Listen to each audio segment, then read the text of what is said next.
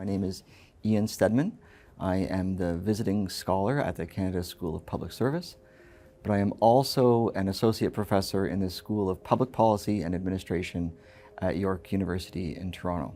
So I should say a little bit about my background. The work that I generally have done as an academic has been mostly focused on parliamentary ethics, so the ethics of our elected officials and the rules that apply to them. As you can imagine, that topic, that area, is a little bit different than public service ethics.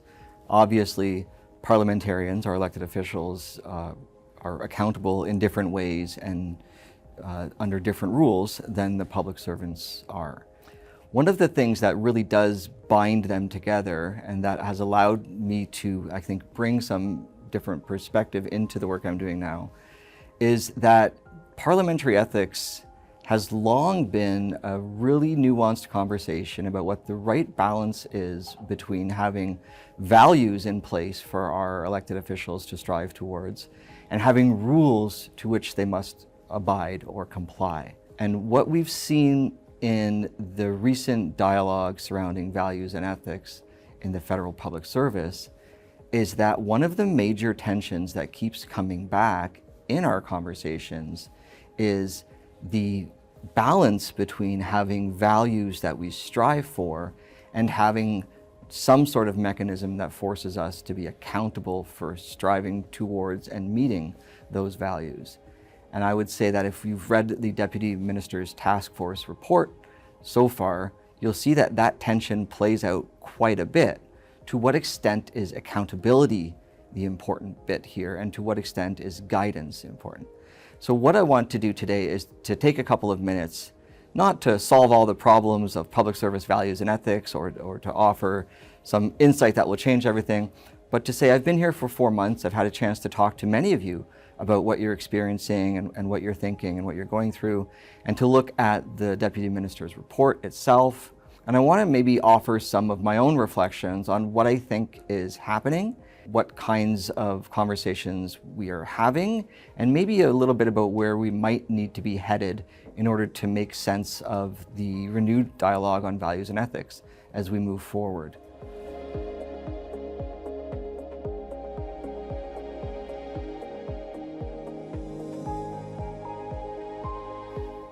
Yes, of course it matters that our public service ethics framework is mostly values-oriented.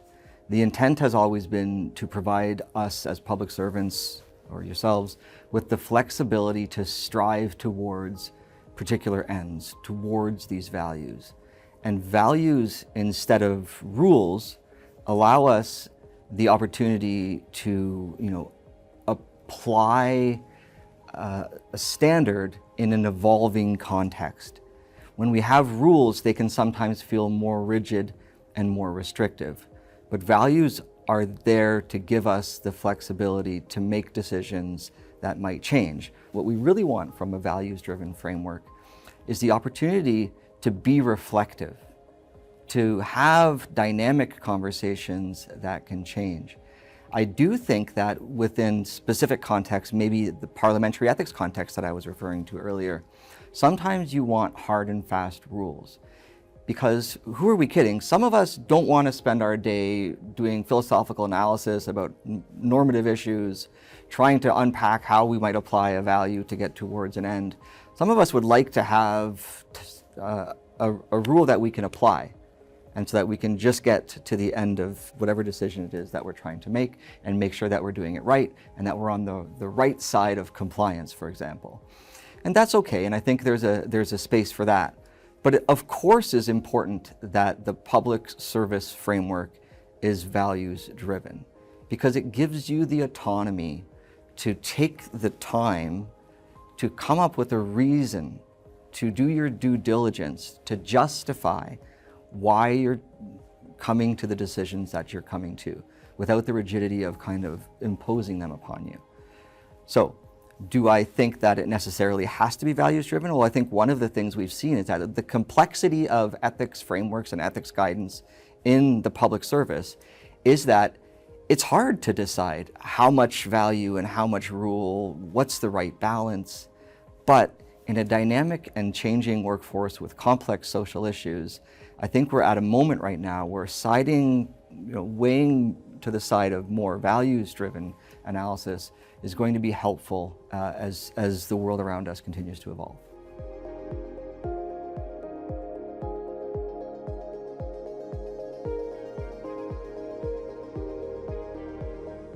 Well, that was certainly one of the takeaways from the Deputy Minister's task force, was that some public servants who were interviewed or who took part in the discussions really had a negative sentiment about the level to which compliance was being enforced in the senior levels of management. So does compliance matter? Absolutely. It's hard to tell, given that these are anecdotal conversations, the extent to which compliance is an issue. But I think that from the report, the fact that people were brave enough and willing to say that they don't think compliance is good at the senior management levels, it tells us something about what we need to focus a little bit more on, right? What we don't really want, though, is, I think, to create a compliance culture. Even though it's important for us to be talking about whether compliance is effective, whether it's being overseen and enforced, whether people are actually abiding by, what we don't want to do is change the narrative away from that values focus that we were just talking about into a compliance focus. Because then what you take away is the ability to creatively and reflexively make decisions that you are prepared to justify. And that's what I think values are good for. They give us the tools and the language to help us justify how we've worked through nuanced, complex problems. If we only have rules and we're only striving for compliance, well, maybe we're being a little less creative in the way we think through the things in front of us.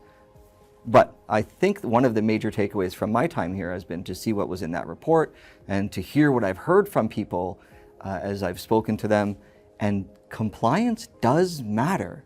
The hard part is figuring out how to strike the right balance with compliance versus having that freedom to take risks and make mistakes and justify decisions.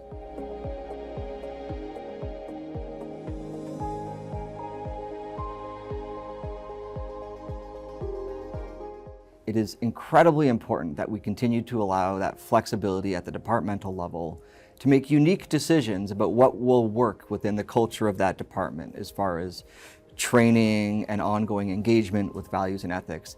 I think one of the takeaways that we should give pause to is that we do need to make sure that we're clearer about the baseline expectations across the public service. What we don't want to hear is stories from public servants saying, my friend who works in that department didn't have to do this training, or they did this extra training, or they had this extra opportunity. I think one of the things that might emerge from this renewed dialogue on values and ethics is a kind of enterprise-wide baseline focus on creating these minimal spaces. So what I mean by that is onboarding. There has to be some sort of standard baseline expectation for onboarding. And the question is does it need to go further than it does now? The Canada School of Public Service does offer resources. They're working constantly on updating those resources. But to what extent is that part of the culture of the broader public service to make engagement with those resources a priority? And to what extent do managers take pause on a yearly basis to say, is now a right time to kind of renew some of the training or to offer some of our public servants an opportunity to engage in that training again? I think we definitely have to leave space for the departments to be creative, to recognize when they're going through innovative cycles where they need to maybe be a little more forward-looking with their ethics training.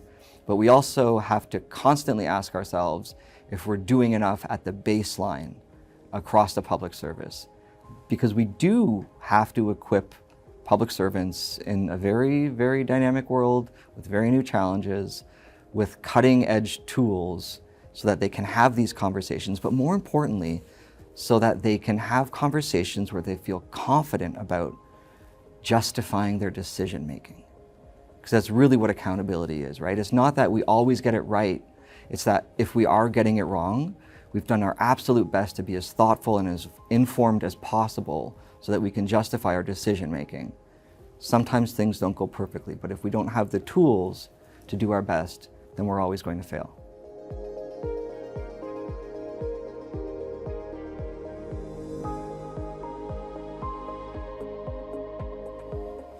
I think one of the things that I've learned as an academic, as a teacher, as a professor, that's important about teaching ethics is that you can't do it with a book, and you can't do it with a piece of paper and say, here, read this code, and then check the box and tell me that you're done reading it. And I think what's important for us to recognize is that we do have expertise across the public service. We have departments who are really digging deep into trying to be innovative with respect to ethics training. And really what that is to be more immersive, to provide public servants with opportunities to actually be engaged in simulated challenges, problems, to make decisions, to have to justify their decisions. I think one of the ways that we can make sure we internalize values is to not just make ethics training a standalone thing. It has to be, in part, for onboarding or for annual kind of updates, but it also has to be deeply ingrained and built into the culture of a department, that we have small conversations often about new challenges. And I think one of the things we have to get past, which may be harder, is we don't just talk about ethics when we're confronted with a dilemma.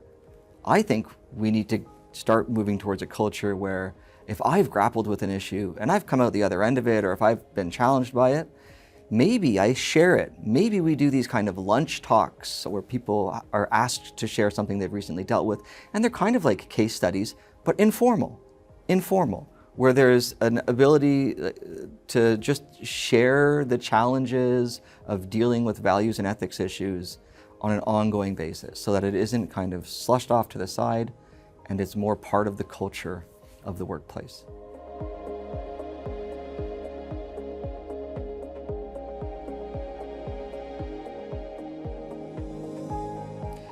Yes, and I think one of the things that we've heard from public servants is that there's an expectation that it ought to be explicitly and meaningfully incorporated into the competency assessments for executives. I think what my takeaway was from the surveys, the conversations, is that maybe it's not clear how ethical leadership is being treated as part of those competencies and those evaluations. And so maybe what we're hearing is not that there's a problem per se, but there's a problem of communication, of how these things are taking place. And I can understand that it's not often we tell a line public servant how the executive's performance is being evaluated. That doesn't seem like it's a constant priority. But if you're surveying your public service and your public service is saying this is one of the things that's impacting our sense of satisfaction with our workplace, well, that gives you some feedback as well. That gives you a chance to say, okay, well, let's have a conversation about how the code of values and ethics is integrated across the enterprise at different levels so that you all understand how accountability works for different people. Important, again, of course, not to talk about individuals and to talk about specific situations, which is what we all want to talk about around the water cooler, quote unquote. But the idea that compliance with the code of values and ethics could be integrated in a meaningful way, it's essential. It's absolutely essential for the public service to see it be done, not just to think that's done, but to see in some ways that their leaders are being held accountable for the same things that they're being held accountable for.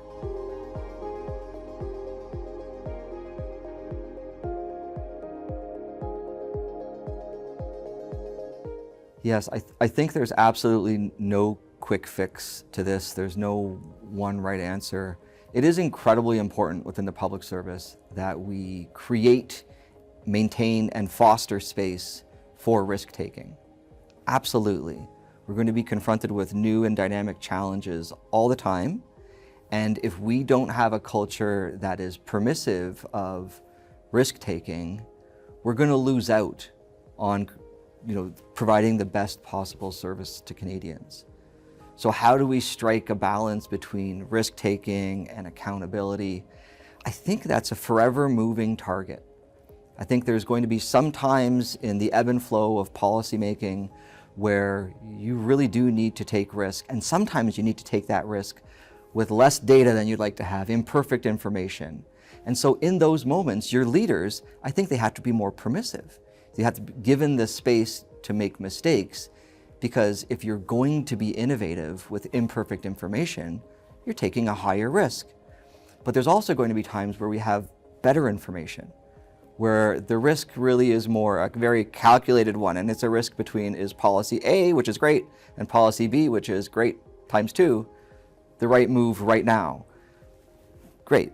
In those moments, you can actually have a greater compliance focus because you have more information upon which to take your risks. And so you can be a little more deliberate and thoughtful and methodological about what you're doing. But what I think is important about this conversation in terms of risk-taking versus compliance is that we have to be flexible enough to understand that it's not always going to be the same thing. And we do have to have openness to revisiting our culture with respect to compliance every so often. Not every 5 years, but even more so. Maybe even on a file-by-file basis. Maybe as a file gets put before a department, you say, well, this is one where we're kind of in the dark. So let's allow ourselves a little more flexibility, a little more space to take risk. Don't worry about this, let's talk it out, and then we'll make a decision together. And that may be how leadership kind of helps steer the ship in these uncertain spaces.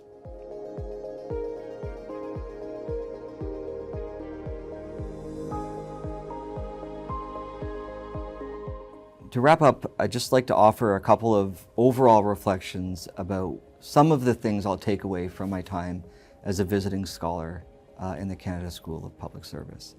I think that these conversations about values and ethics, they come back in full force every 5 to 10 years. And sometimes there are significant changes and sometimes there are very minor changes, but we have this sense that we need to continue these dialogues. I think right now we're at a point where we're recognizing the dialogue needs to constantly evolve and stay with us. But what I think is heartening for me is that even though the people I've spoken to and the report seem to demonstrate that there's a disconnect and that people are feeling challenged by values and ethics, for me what's heartening is that you're having this conversation and that so many of you have reached out to me to try to express what it is that you're grappling with, and so many of you have participated in the Deputy Minister's task force dialogues to contribute your perspectives. So that's a good thing. That's a good thing. Even though in the moment, in those challenging moments where you don't know what the answer is, it feels like it's a bad thing, the fact is that the modern public service is recognizing within itself that engaging in conversations about values and ethics is essential. And so I'm very pleased to have hopefully contributed a little bit to that ongoing conversation, and I will continue to engage with it in my work and engage with you if you'll reach out to me as you have before to try to add value back into the ongoing conversation that's being had. Thank you very much.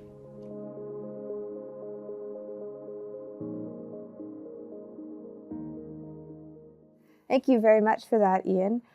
What I wanted to do is ask you first and foremost to introduce yourself and to maybe tell us a little bit about what you've experienced as our visiting scholar recently. I think some people will have had the advantage of seeing your discussion with Gavin, but others will be meeting you for the first time. So tell us a little bit about yourself, Ian. Thank you. I'm the visiting scholar for the Canada School of Public Service. I've been in this role since November. I had the opportunity to attend a November event where the clerk had a conversation about continuing the conversation about values and ethics, and to introduce myself to those who attended in person and online. And really it's been 4 months of trying to talk to public servants who've reached out about their experience, about this dialogue we're having about values and ethics. And it wasn't part of the engagement with the Canada School, but I happened to be here at the same time that there's this call for action. And so it's been a real interesting opportunity to have conversations with people where they are thinking deeply about both the renewed dialogue as well as the call to action. And that's been a bit of an eye-opener for me. But I've had the privilege of in December sitting down with Gavin and doing a presentation. And in that presentation, maybe offering some of my reflections on what I've heard so far. And there were a few, I think, major takeaways from that talk that I'm hoping to pull on a little bit in our dialogue today as well. Absolutely. I mean, there's no question you're here. It's a complex environment in Ottawa these days. There are a lot of priorities emerging, a lot of really important conversations, and I'm not surprised that you saw all of these different things merging together in your conversation with Gavin. Do you want to share maybe some of those key takeaways, key observations, things you've seen and heard in Yeah, and I think maybe it's important to say, as a scholar coming into the public service, you have a sense of what you think the complexity of the environment is. Yeah. And then humbly, you learn that it's much more complex of an environment and of a dialogue than you might have expected. We're always happy to hear that. Yeah. When the acknowledgement that Humbly it's a difficult place and a difficult acknowledging job. Yeah. And that's good. That's good for me, because what you don't want is to be someone who's writing about an environment who doesn't take the time to try to, understand and maybe simplify it too much in the work you're doing. But some of the takeaways that came from the talk with Gavin, and she made a wonderful post on LinkedIn about it after we were done, was the first thing I wanted to kind of convey was that conversations about ethics and values, they're hard conversations. They're not easy conversations. They're not supposed to be. When I teach as a professor about values and ethics, the value in the dialogue or in the seminar and the course is in the conversation, is in trying to work through the nuance of a difficult problem. And I think that's something that we have to make sure that we are okay with.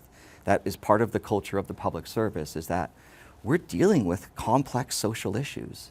And complex social issues demand complicated conversations, patient ones, nuanced ones, and we need to, and another takeaway from was, make space for those conversations. It's not possible to have a checkbox or a little algorithm you apply whenever you're confronted with a social issue or a moral dilemma. It's not. Sometimes, maybe, if we've worked through them before, we have a sense of how to get through them the second time. But for the most part, what we're doing in the public service is cutting edge work on new issues or new problems where we're trying to figure something out for the first time. So yes, complicated, and number two, we need to intentionally make space for uncomfortable and challenging discussions about how to apply our values and ethics to the work we're doing as public servants. And then I think one of the major takeaways that I brought to that presentation, which came from hearing from public servants, was that the concepts of loyalty and neutrality and being serving as a public servant in an impartial way are increasingly, for some, challenging to wrap their head around. And so I emphasized in that talk that impartiality doesn't mean you aren't yourself, you don't bring your full self to work. It doesn't mean you don't have your same experiences navigating the world. It means that as we give our best advice to our managers and up the chain to the policymakers, we do that with the best data available, with methodologically rigorous data, and we don't go out of our way to fill in the gaps with the things that we believe or want to see, that we do good work that we can support with good research. And that's an important thing that we have to fundamentally keep tied to what it means to be a public servant. Absolutely. But that is increasingly complicated to do in social environments and on social issues where maybe we don't have all the data that we'd love to have quite yet. Absolutely. And as you mentioned earlier, on issues that are so nuanced and so gray and so complex to begin with, so figuring out exactly what data is required to unpack those issues is difficult too. 100%. So you and I had the advantage of having a bit of a chat beforehand. And you mentioned that you were, I was going to use the word deluged with perspectives and insights, sort of really approached by public servants to share their views. What did you hear from public servants? What did they want to share with you? Yeah, so right after the original meeting with the clerk where we did the follow-up in November, I said in my 5 minutes on the podium, please reach out to me via LinkedIn, via Twitter, or whatever it's called now, send me an email. And my inbox was filled. And I spent the next few weeks in conversation with public servants from all over, right? Public service is huge. So I, had an opportunity to speak with people who lead, different caucuses of public service groups, individuals who have maybe been recently onboarded, people who've had challenges within their department. And it was fascinating because I think as an outsider coming in, I wanted to believe that people had space within their departments to work through some of the complexity of their day-to-day, of the things that they were dealing with. And I was really startled by how many people wanted to talk to me about the things that I thought were like line issues that you would deal with. That you'd have someone within your department, within your management team, who would have created space for those kinds of conversations. And yet some reached out to me and said, there's some systemic issues. Look at this data. This data is telling us something. When are we going to do something about it? And that was challenging for me too, because I'm coming in looking at the Code of Values and Ethics, thinking, what is the new conversation supposed to look like? And then I'm having people approach me saying, we have a lot of data and we still have problems. Why is no one doing anything about it? That can be a little bit overwhelming for me trying to figure out what I can contribute for them, Right. Without being an ethics executive or being a public servant or being someone who has control over those problems. But it was fascinating because I really got a good cross-section of perspectives. And I would say the last thing is, again, you couldn't separate the conversation from diversity and inclusivity from the conversation on values and ethics. Yeah. For sure, that symposium put those two things together. And so, of course, that dialogue is going to merge. And for me, that seemed to set the tone for what I should be looking at and thinking about in my 4 months as a visiting scholar, which is, what's that connection? What's the intersection? Is it a tension that we can kind of tease out? Or is it something that needs a little bit more attention than maybe I could give, or maybe the public service needs to start giving, to figure out what to do with the tension people are feeling at that intersection? Absolutely. And that's where you can be extremely helpful, suggesting ways that we can resolve that tension, but sharing that outside perspective. I was going to ask you for a little bit more in terms of what were people sharing with you? Were there certain values and ethics that, principles maybe that were coming to the fore more than others? Did you see certain values and ethics in tension more than others? What was the wisdom that you received from people? I think one of the things that really stood out to me was how many people wanted to know how to apply the code. What's the algorithm? What do I apply first? What's the hierarchy of values? And so many people were told that their diversity was an asset, but then maybe they didn't see some of the things that they thought were the benefit of their diversity reflected in policies that we're going through or programs that we're going through, or maybe they just didn't see the perfect match of what they expected with what with what was happening. And a lot of people talked about the respect for people, like that value of respect for people, because it doesn't exist on its own. Like it's not in a silo. It's respect for people within the context of all the other values, such as respect for democracy. And giving your best advice and loyally implementing the policies that are legally, passed. And so for a lot of people who have come into the public service, what does respect for people mean in this increasingly complex, increasingly diverse, increasingly nuanced and difficult to unpack environment that we're trying to advance policy initiatives? So that one for me is, I think, going to get more of my attention as I move into the, the latter stages of being a visiting scholar, and also as an academic, what should I be trying to focus my energy on to help do something that can contribute meaningfully to the dialogue around values and ethics in the public service? And I think respect for people is a pretty big one. It is a very big one. And you're absolutely right. It's also where we intersect with some of those other really significant priorities, like the call to action and so on.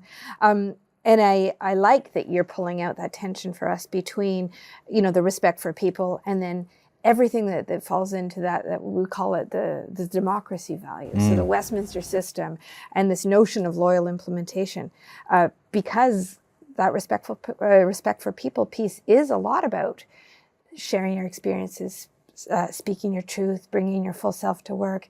And sometimes that does clash with that notion of anonymity, loyalty, all of that. Do you want to talk about that one a little bit more? Because it's an interesting one.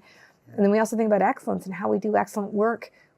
We do need to resolve that tension between the two or make it work effectively. Yeah, I think there were a few things that I took from the conversations. One is, the Westminster system of responsible government and what those things mean.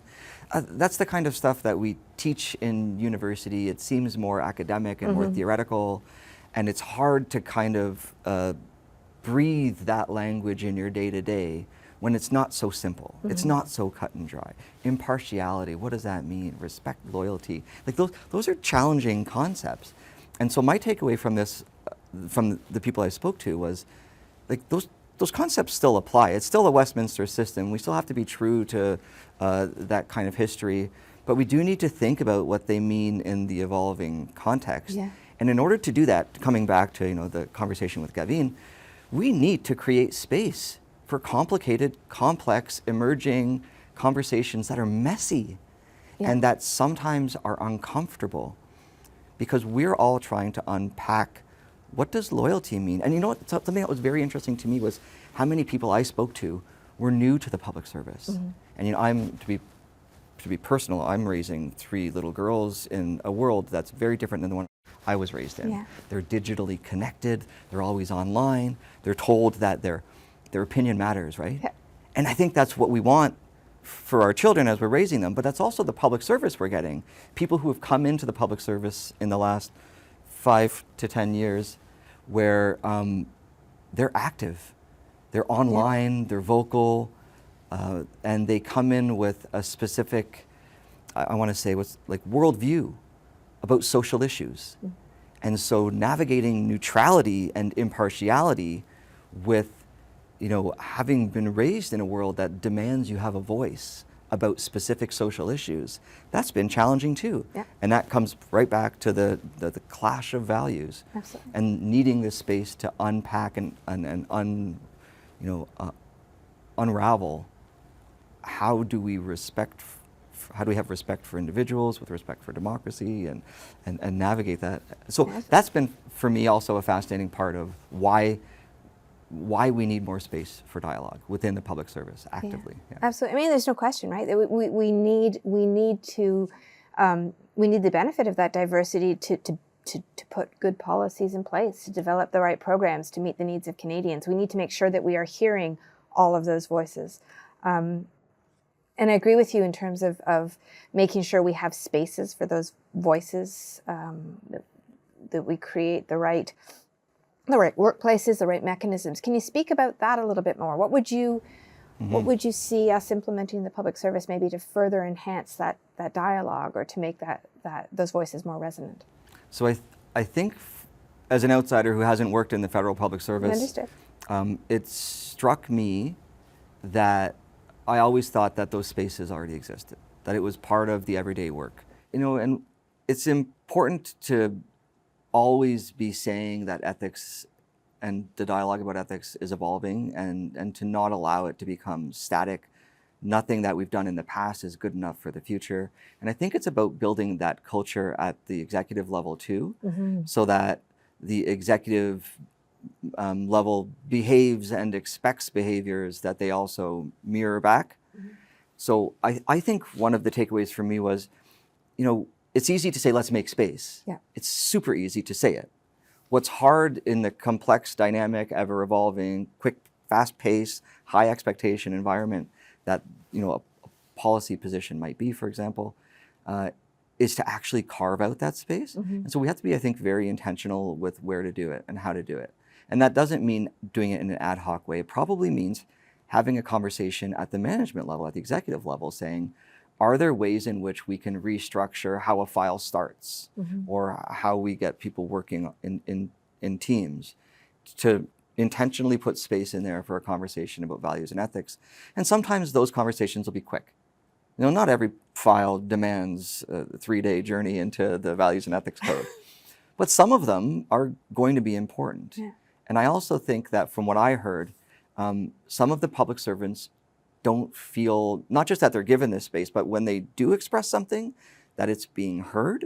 So I think one of the things we can do is just be a little more intentional about making sure we acknowledge and reflect back the voices of our public service who are trying to express concerns about, whether it's diversity and inclusivity or values and ethics through one of the other lenses or values that are in there.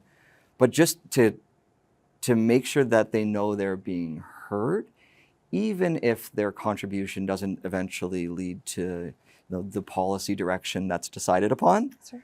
To reflect it back. We do this really well, or I think we do it well, with public consultation. Right? We tend to put out a what we heard report and to try to reflect back as much as we can so that those who've contributed to the conversation feel like their contribution has at least been seen, heard, acknowledged, considered. And so maybe we just need to do that a little bit more with some of the public service spaces. And I think hopefully from the Deputy Minister's report, there's some feedback from those they spoke to about where those spaces are. And maybe even in the public sector employees report, there's probably some data that you can extract about where people are finding these tensions emerge. And then management can probably more intentionally go into those spaces and say, okay, let's carve out some space here and here and here for more dialogue. No, I could carve out or create. I think that right. notion of psychological safety and creating environments where people feel comfortable bringing their views forward, and making sure too that they have mechanisms to come forward. Not everybody wants to speak up. For some people, it's a survey, an anonymous contribution, but really making sure that you are creating those spaces where people can come forward and share their views. But I love too, your comment on making sure people know that they have been heard. I think that that's very important as well. Know that they matter. Know that their perspectives are being taken into account. Very important as well. When you reflect on your time here, one of the things that we most value from our visiting scholars is insight, reflections in terms of what we need to think of and do as public servants. You've talked a little bit about creating safe spaces or creating spaces for people to speak up and to talk about ethics. Anything else you think we need to be thinking about? I think within the context of space, one of the things that I think is important to mention too is that employees or public servants are creating space with each other, not just within the hierarchy of their day-to-day. And that's super important for the public service to acknowledge as a valuable thing, right? So when I had people reach out to me, many of them represented different groups of public servants. And it was in those groups that they found time to talk and to share and to feel like they had someone else and to not feel alone and to work through some of the issues that I think are going to be increasingly important because our workforce is working in much different ways now. We're not all in person. We're in person right now for a conversation, but the building is not full. And so we do have to intentionally create space for the dialogue to take place, and even in the digital world, which I can tell you that when someone asks me for a meeting on Zoom or Teams, I'm always like, does it have to be? But for many it does, and for a big chunk of our public service, that's an important part of our future. So we have to be very intentional about what that looks like. One of the other things that I think I would want to emphasize is that the conversation that has emerged from the values and ethics dialogue has been a lot of it has been about the future of data in the work that we're doing in the public service. And that maybe stood out to me a little bit too, and I'll try to articulate it. But when I spoke to people, they were comfortable in who they were, but they weren't comfortable in that fact that who they were and the uniqueness of what they bring to the public service was being properly reflected back in the work product. And coming back to the dialogue with Gavin about what it means to impartially provide advice and up the chain, I think one of the things I'd like to think a little bit more about is, do we do a good enough job of having the data we need to make the case we need for inclusivity and diversity within the different complex policy spaces? Because if we want to only send advice up the chain that is well supported, methodologically rigorous, right, that exemplifies the kinds of things that we want, right, we have to be able to demonstrate that diversity matters, that it creates better policy. And I think maybe that's where part of the disconnect is how do I demonstrate that the perspectives I offer can actually bring value to the policies that my department is putting forward? And so I thought maybe a more intentional conversation could be had about what data is there, what data isn't there. And I think as we move towards this very digital public service that's really emerging, we're having a lot of great conversations about what data is and what it isn't, and who's represented in it, and what we should be using it for and what we shouldn't be using it for. But we have to marry that conversation with, what do we want to use data for? Not just what's there and what can we do with it, but what data do we want in order to bring about the world, the public service that we want to see? And it may be the case that we have gaps. It may be the case that we have gaps we need to fill. I think about Dr. Rachel Zellers's report. And if you went around and you asked Black executives, what's she going to find? They would have told you exactly what she found. They didn't need a report for that. They knew what she was going to find. But now we have a report, and a report provides a data point.